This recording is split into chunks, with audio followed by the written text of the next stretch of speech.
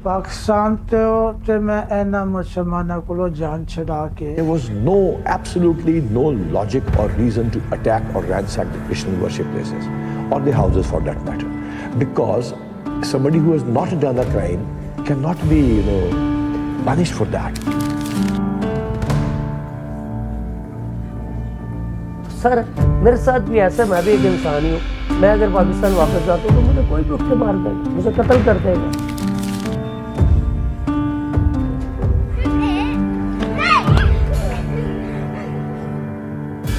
Thailand में रहते हुए मेरे पास एजुकेशन नहीं है और मेरे बहन भाइयों के पास भी एजुकेशन नहीं है।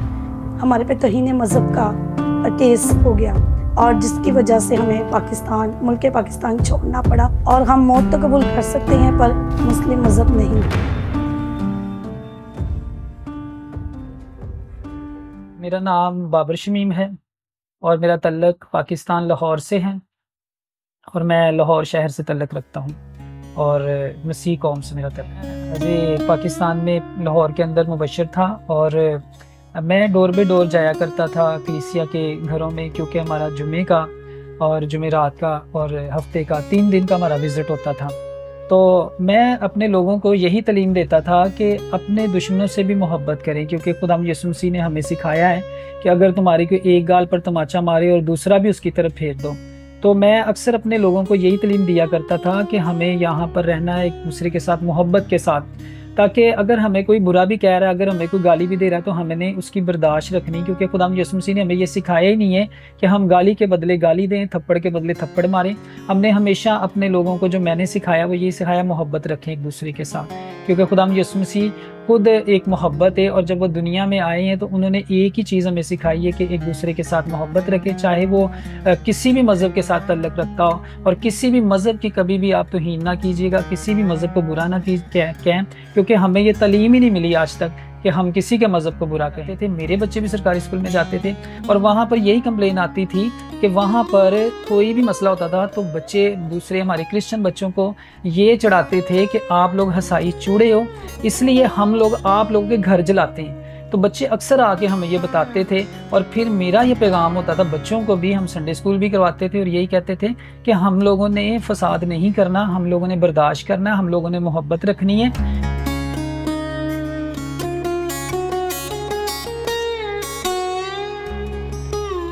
मसीहत में यसू का नाम लेना तेना मुसलमान ने कोल कोई ख्याल नहीं है ना, वो ये क्रिश्चियन इंज मारते हैं कि जिमें गाजर मूली पंडा तोड़ देता है। इन्हों का ये कोई लिहाज नहीं करते किसी का, क्रिश्चियन होने के नाते तो माफ़ी नहीं करते किसी को, क्या क्रिश्चियन है तेनों इनू माफ़ कर दो, कोई माफ़ी नहीं देंगे।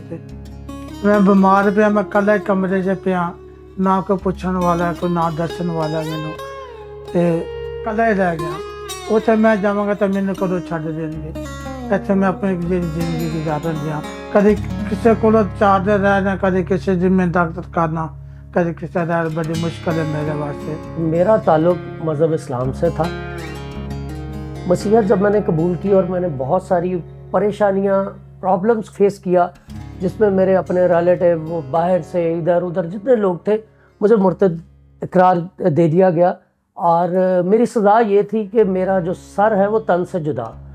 और मैं बड़ी मुश्किल और बड़ी मुसीबतों से, और जो सबसे बड़ी बात करूँगा मैं वो ये कि अगर आप की लाइफ है और आप खुदा पे बिलीव करते हो तो खुदा आपको बचा के ले आता है।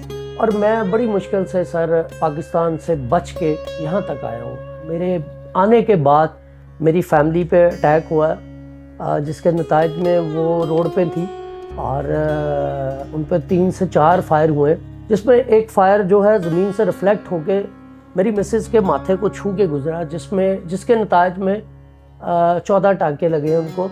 और खुदावंद का शुक्र है कि उनकी जान सेफ़ है। हमारे पे तौहीन मज़हब का केस हो गया और जिसकी वजह से हमें मुल्क पाकिस्तान छोड़ना पड़ा और हमने बहुत सी मुश्किलों में हमने अपनी ज़िंदगी गुजारी। शादी से पहले भी हमने बहुत मुश्किलें देखी, क्योंकि मेरी बहन को ज़बरदस्ती मुसलमान किया गया था। हम लोग बहुत, हमारी ज़िंदगी मुश्किलों से भरी हुई थी। हम आवाज़ नहीं उठा सकते थे क्योंकि हम मुल्क पाकिस्तान में रहते थे।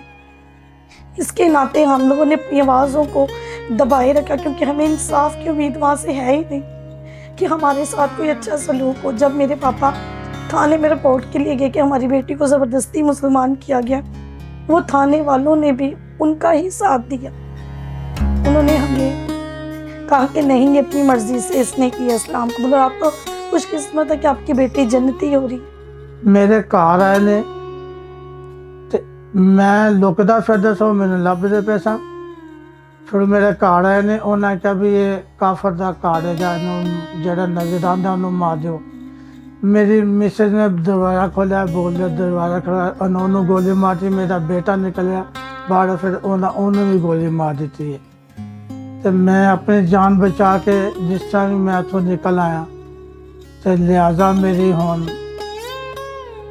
हेल्प की जाए, मेरी मदद की जाए।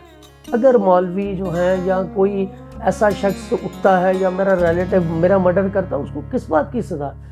हमारी गवर्नमेंट लेवल पे इस चीज़ के लिए कोई सज़ा नहीं है। 50-100 लोग खड़े हो जाएंगे कि जी ये हजूर पाक का गुस्ताख है, इसको मार दो। वहाँ आप किस किस को रोकेंगे? और मेरी जितने तमाम मेरे देखने वाले हजरात हैं या जितने भी लोग हैं, मेरी उनसे एक अपील है और एक रिक्वेस्ट है कि खुदारा आप लोग मेरी मदद कीजिए, मेरी फैमिली के लिए, मेरी फैमिली को वहाँ से रेस्क्यू कीजिए।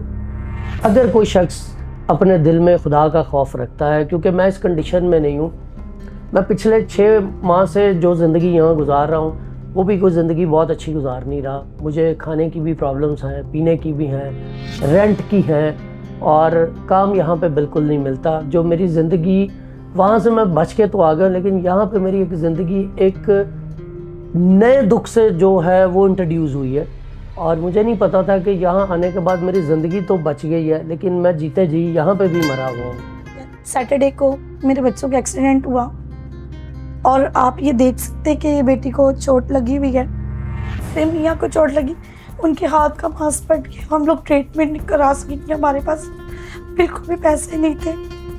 मेरे बेटे की टांग पर चोट लगी है, तीनों को चोट लगी और हमारी मदद के लिए कोई नहीं आया और हमारे किसी ने खुदा के अलावा मदद नहीं की और हमें यहाँ पे बहुत मुश्किलों का सामना है। मेहरबानी करके हमारी बात पे गौर किया जाए। मैं दुआ करना कि जिन्ने मसीह पाकिस्तान दे विच ने ते खुदा इन्हां दियां जानां बचावे, इन्हां मुसलमानां को।